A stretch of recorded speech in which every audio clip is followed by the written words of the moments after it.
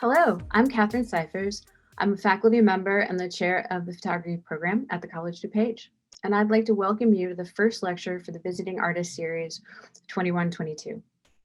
The Visiting Artist Series is a collaboration between the Cleve Carney Museum of Art and the Fine Arts, Architecture, and Photography programs at the College of DuPage. And I'd like to thank Multimedia Services for producing our virtual series. Today, we are joined by the artist Krista Franklin. Krista Franklin is a writer and visual artist, the author of Too Much Midnight, the author of Under the Knife, and the chapbook study of Love and Black Body. She's a Helen and Tim Meier Foundation of Arts Achievement Awardee and the recipient of the Joan Mitchell Foundation Painter and Sculptor Grant. Her visual art has been exhibited at the Poetry Foundation, Konsthall C, Rootwork Gallery, Museum of Contemporary Photography, Studio Museum in Harlem, the Chicago Cultural Center, the National Museum of Mexican Art, and the set of the 20th Century Fox Empire. She's been published in Poetry, Black Camera, The Offing Vinyl, and a number of other anthologies and artist books. And I'm really happy to welcome Krista here today. Thank you, Catherine. I appreciate you inviting me. Thank you so much to the College of DuPage. Thank you so much to Cleve Carney Museum of Art. It's so beautiful to be here. I'm going to be reading my presentation today because my brain does not function on the level of spontaneity. So I'm going to go ahead and share my screen, and then we will be able to jump right in. I'll be dedicating this artist talk to one of my most enduring artistic preoccupations, the writing of science fiction novelist Octavia E. Butler. The writings and life of Octavia E. Butler are currently in the throes of a profound and overdue moment of recognition, most notably her futurist novel, Parable of the Sower and Parable of the Talents, which have been heralded for their eerily predictive storylines about an apocalyptic America that feels uncannily and terrifyingly familiar. Movies and television series adaptations are in the works 15 years after her death. Photographs of journal pages from her archives housed at the Huntington Library in San Marino circulate on social media. There are graphic novels, reissues of her novels and stories, footage surfacing from archives, musical compositions, and performances inspired by her work, and a cultural outpouring in a variety of disciplines dedicated to honoring Butler's legacy. The first time I heard about Octavia E. Butler's novel, Wild Seed, was in Chicago in 1992. It was a story a friend from college told me while I sat in the living room of a mutual friend in the hot dusk of summer. I was visiting for a week, and during the day, I dedicated myself to reading my host's massive collection of vintage X-Men comics. In the evening, we visited friends. While talking with one of our friends about the comic book storylines I devoured that afternoon, she asked me, "Have you ever read Octavia Butler?" "There's a book called Wild Seed," and proceeded to tell me the story. I was captivated. Most people hate a spoiler. I happen to be one of those rare people who sometimes ask for them. I call friends who've seen episodes of television shows I haven't seen and ask them to tell me what happened. If someone tells me I should read a book, I occasionally ask them to tell me about it. It's not a spoiler, it's a version filtered through the imagination of another story lover. Sci-fi sidebar. I once in my teens performed in a car ride a reenactment of the scene in Aliens where Ripley fights the mother. My friend's version of Wild Seed was so spectacular, I left the apartment the following day in search of the book. I found the last copy in a bookstore basement that I would discover years later was the legendary Wicker Park performance space for Black and brown poets and artists in Chicago, Lit X. I spent the rest of my week in bed, alternating between pages of Wild Seed and the well-loved pages of that extensive X-Men collection. Never in my life had I read anything as fantastic as Butler's writing that also felt so real. As a student of Pan-African studies, I marveled at her ability to alchemize the transatlantic slave trade, African folklore, womanist theory and practice, and the history of early North American settler colonialism and the supernatural so seamlessly. I finished the book in 48 hours, tears staining the final pages. I wanted to start all over again. Like a good Butler devotee, I became near obsessed about locating and reading her books. I returned to college and spent hours in the library checking out every book with her name on it. This was pre-internet, pre-Amazon. There was no click and buy, only my drive to dig deep in dusky bookstores and an intimate understanding of the Dewey Decimal System. Once I accidentally terrorized a classmate by insisting she read Clay's Arc. She says she still has nightmares 20 years later from the experience. I've read Clay's Arc at least 3 times since then. Wild Seed, however, remains the jewel in the crown of my Butler-inspired imaginings. In 2006, after her abrupt passing, I began working on an artist book titled Seed, the Book of Eve, a collection of mixed media collages inspired by her novels. I designed the book as a series of 2-page, or what I call 2-panel fold-out collages that represent images or ideas from each of Butler's books, from Pattern Master to Fledgling.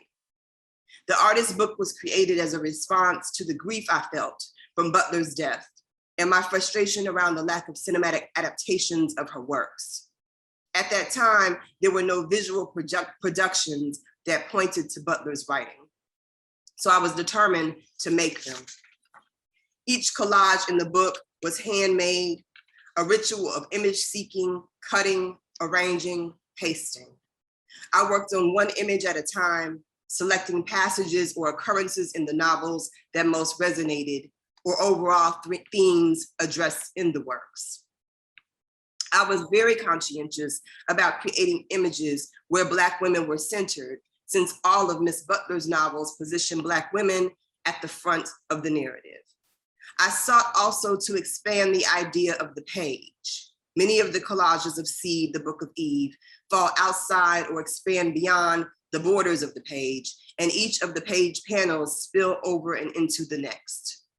The project was supported by a small grant from the city of Chicago in 2007 to continue developing it. And later I exhibited prints from the book as a final culmination of the project. Seed, the Book of Eve, has expanded into a number of iterations over the years, including a remixed version of the book I created in 2007, a science book titled Children of the Stars that I altered through interventions of the collages from Seed. Prints from the original artist book have recently been exhibited in Miami, Santa Cruz, and appear as the artwork for books and albums by writers, scholars, and musicians, also inspired by Butler's writing and life.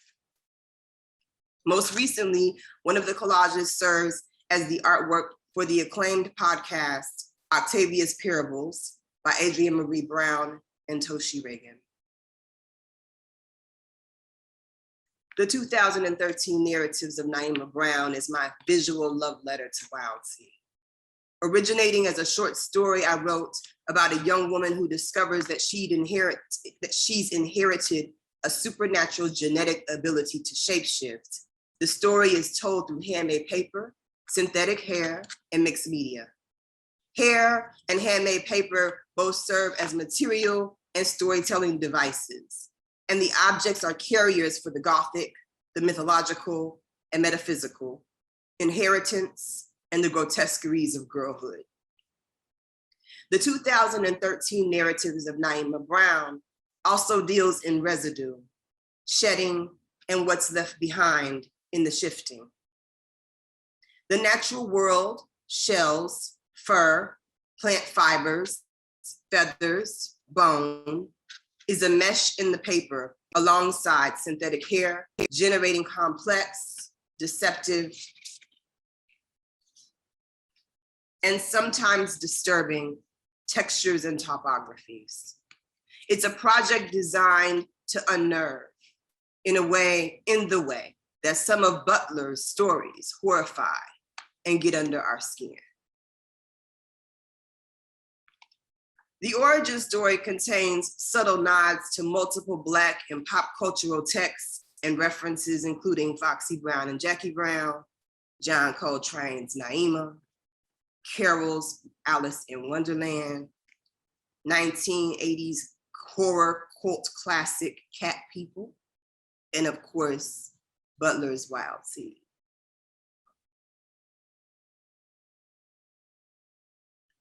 So many of these photographs here are installations of the very first time that I installed the 2013 narratives of Naima Brown. It's multiple vantage points within the space. Much of the floor was covered with handmade paper objects, kind of sculptural in nature, many of them resembling skin and all kinds of residues of the body.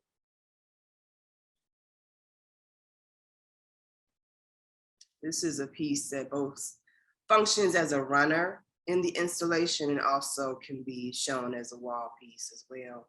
It's handmade paper with a lot of other kinds of activity going on here, organic and otherwise. This is a photograph that I took in 2019 in my neighborhood, Chicago.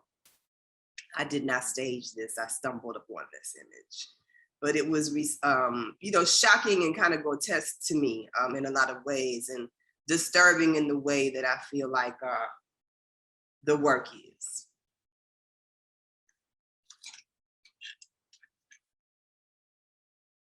So when we talk about art mimicking life and life mimicking art, sometimes that does occur. To take root among the stars.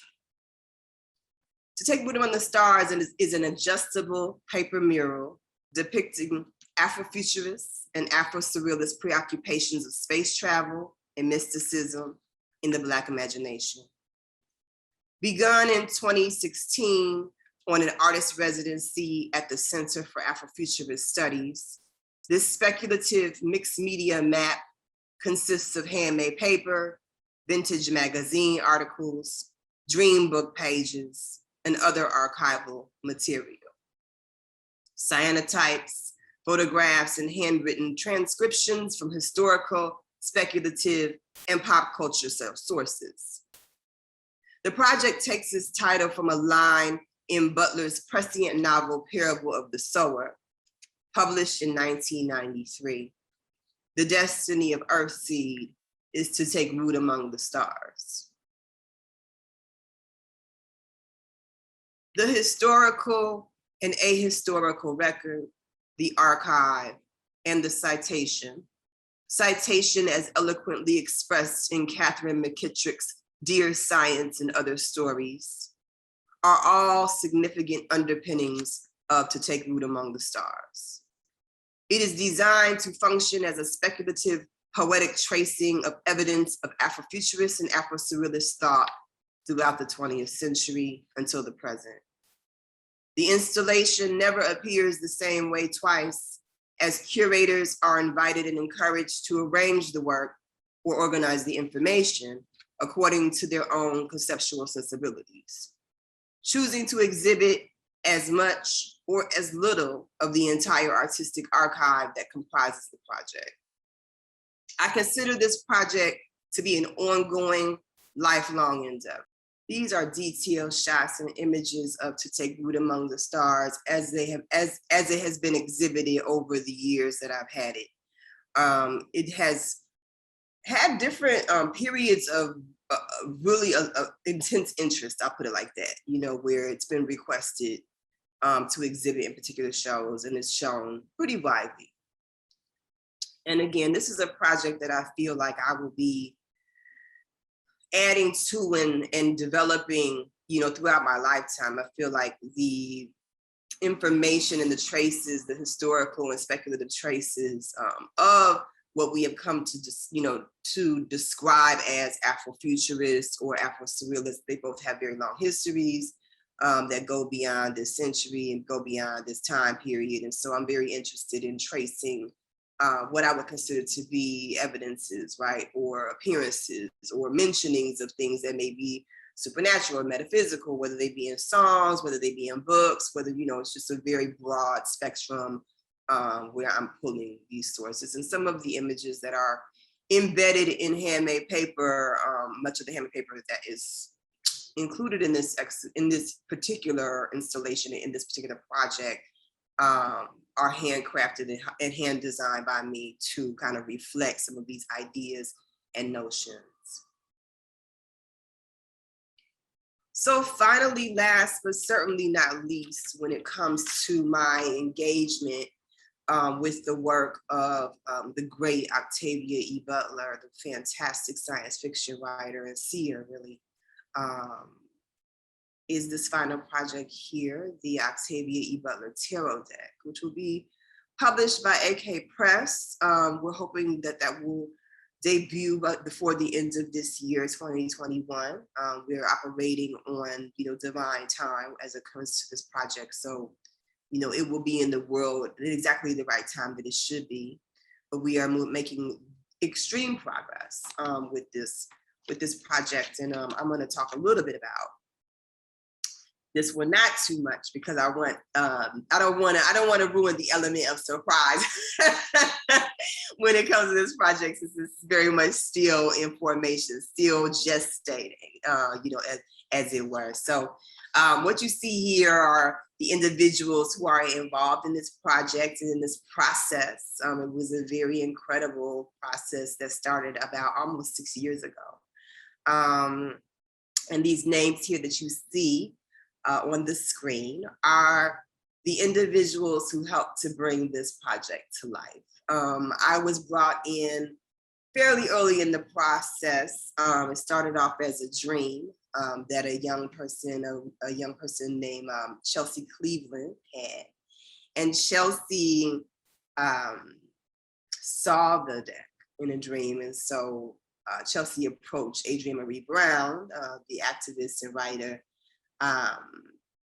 and mentioned this to Adrienne. And Adrienne and Chelsea kind of joined forces and invited me in on the game. And then it just expanded and exploded from there. So the task was to join them on a quest, right? To create a tarot deck that Chelsea saw in a dream. The deck was inspired by the work of Octavia E. Butler. And of course, I was terrified and thrilled by the prospects and the idea, and I could not say no, even though it was, pretty daunting, because I had to learn, really I had to learn about the art of tarot, and the histories of tarot before I could even really dive into recreating images or thinking about images that would be appropriate, right? And that would also honor the legacy of Miss Butler. That was very important, I think, to all of us in this process, is that we continually point back to the incredible wealth of information and the tools of survival that Octavia E. Butler has left for us.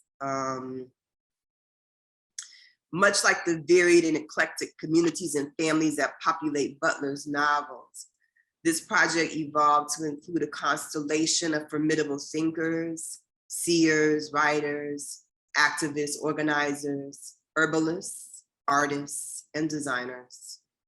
Set to be published by AK Press very soon, we hope that the Octavia E. Butler Tarot Deck is a transformative tool of change for whomever engages it. So I'm going to show a couple of images that I created for the deck. I was invited to do the major arcana, which is the largest number, I think, in of cards in the deck, or in a tarot deck. And so I was invited to create the images that would comprise the major arcana. And so what you're seeing here are the images in the raw. I'm going to show you 3 of them.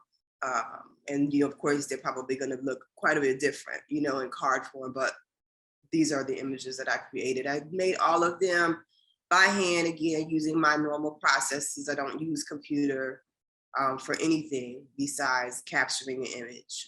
That's, I don't even know how to use Photoshop.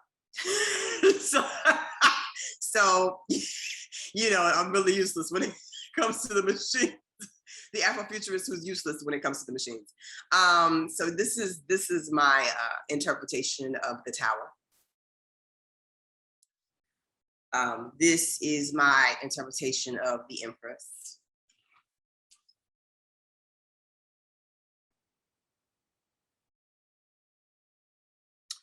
And this image will be used as the interpretation of strength.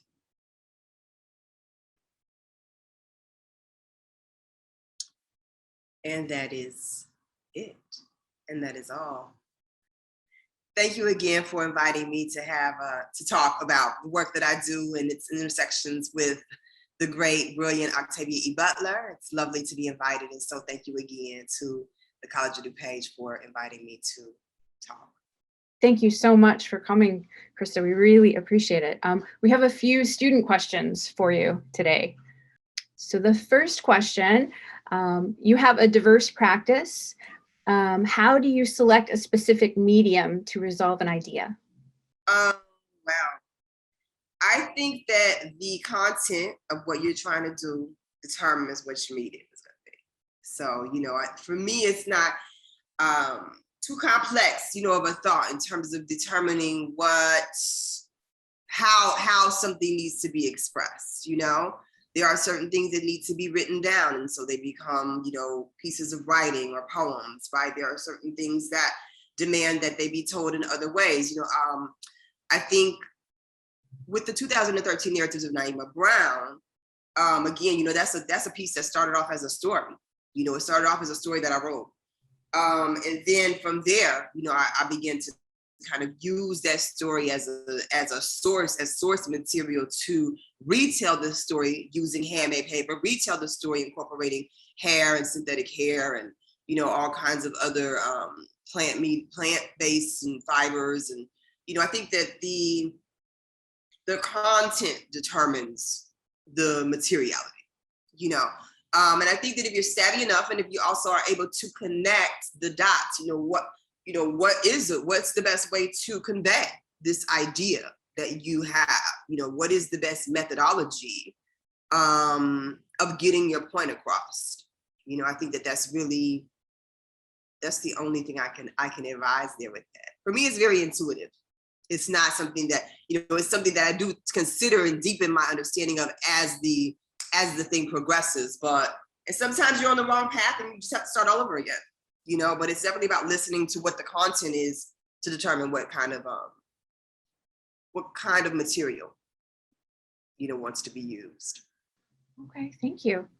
The next question, in your new City Lit interview, you talked about when you were making the book Under the Knife, embracing the idea of memory being myth and fiction. Can you talk to us a little bit more about that? Yeah, I, you know, am of the mindset that memories are a kind of version. You know, I mentioned this concept of kind of versions, right, of stories in my presentation. But I believe that, you know, the memory and the way that we retain certain experiences may or may not conform to what actually happened. You know, especially the more impactful or sometimes traumatic or troubling, you know, the experience may be. Sometimes even when an experience is really, really wonderful, right, for us, we have a kind of elevated and expanded and venerated recollection of it, right? You know, rather than, you know, the really kind of mundane thing that it may have actually been. So I think that the mind is very powerful. You know, the mind is very powerful and it can create stories. You know, it can create stories from things that have happened and create stories of things, you know, that have not happened, you know, based upon our feelings, based upon our emotions. I think there's a lot of things at play. And so when I talk about the idea of memory not necessarily being biblical, right? Memory not necessarily being something that, you know, is 100% based on fact. You know, I think that I try to deploy that idea in a very purposeful, intentional way in Under the Knife. You know, that there are memories that are shared or have been shared with me, you know, coming up about family members who had departed, right, who were deceased. And some of those stories may or may not have been true. You know, some of those stories may have been made up or elaborated on or, when you play a game of telephone, right? I don't know those of you who have played telephone before, where you whisper a secret in somebody's ear and then they pass to the next person, and the next person, the next person. It keeps going down that line. By the end of the line, it could be an entirely different story. So I feel like there's room for slippage. There's room for make believe, intentionally and unintentionally sometimes, right? So I just in the construct and concept of Under the Knife, I definitely wanted to explore and explode that idea that things may or may not be true, that the narrator, who was me, ostensibly in that book, may not necessarily be a reliable narrator, that I'm retelling and telling and retelling and telling and retelling, and who knows what's true or lying, even in my own experiences. So that's where I come from with that. So Krista, I have one last question for you. In your collages, you're working with a lot of different types of elements. And so the question is, where do you find and how do you curate and bring together those elements? Well, I think it has to do with aesthetic. I think that any good collage artist is worth their weight in their material. So, for me, the kind of images that I make determine the kind of publications and printed matter that I would collect, right? So I think that it just really depends on what it is that you're trying to get, whatever it is that you're trying to convey, right? Because, when you're collaging, you're essentially taking photographic material and you're reconstructing that photographic material to create a whole new scene, right? So for me, there are particular publications that I am drawn to due to the kind of image making that I want to create, right? And so, you're constantly in a conversation. You're in a conversation with you're in a conversation with photographers. You're in a conversation with printed matter. You're in conversation with time, right? What period of time was that publication that you're using printed in or made in, right? So I think that, you become more adept the more you play and experiment, When I first started making collages, I was telling somebody this recently, I was very young and I was very broke. So a lot of my material was material that I found on the street. I was using litter, essentially. I would take a walk and then I would go collect litter on the streets. I wouldn't recommend that now. Not in this day and age, but at that time, I was using found canvases from thrift stores, right? And painting over top of old paintings and then reconstructing something over top of that. So I was using what was available to me, and I think that, I always was, simultaneously, I should say, I was also a lover of magazines. I was also a lover of photographic images. I was always a lover of these things. So, my love, my natural affection is what drove me towards creating the images, So I think, if you're asking me how do you source material to make collage work or to make work that's, sample from other people's work, follow your heart and your gut first. What is it that interests you? And what are those images and really exploring what those images mean symbolically also to you, right?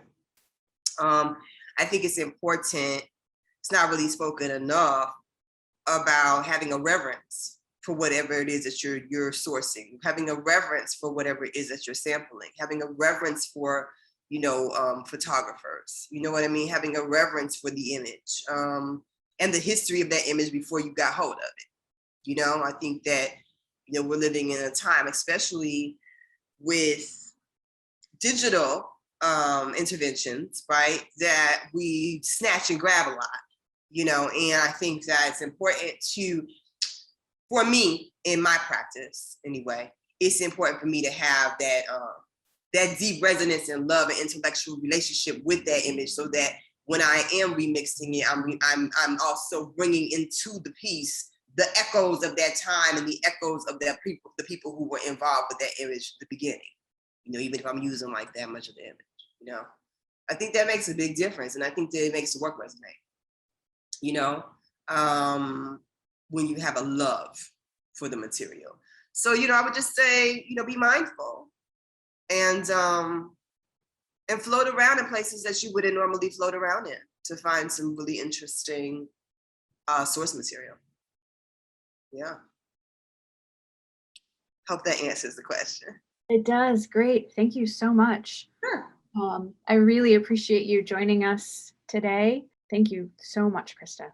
Thank you for inviting me. This lecture will be archived at theccma.org. And I hope that you can join us for our next lecture with Jennifer Newsom and Tom Carruthers. The virtual premiere for that lecture will be Wednesday, September the 29th at 1 p.m. Thanks so much.